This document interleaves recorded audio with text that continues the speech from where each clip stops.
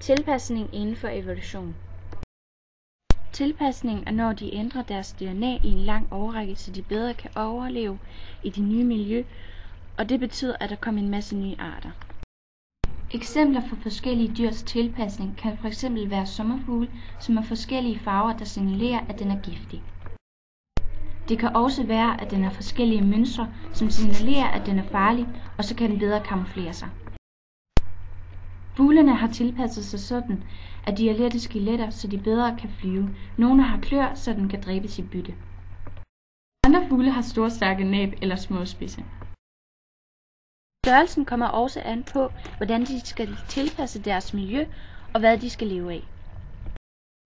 Hver dyr er specialist i at overleve i sit eget miljø. Hvis man ændrer for meget i det, kan de uddø.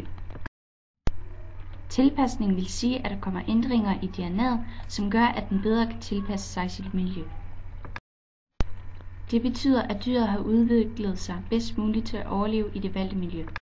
Fordi det har specialiseret sig i et specielt miljø, og hvis der lige pludselig kommer klimaændringer eller forurening, så skal dyret hurtigst muligt tilpasse sig det nye miljø, og det er ikke sikkert, det kan klare det.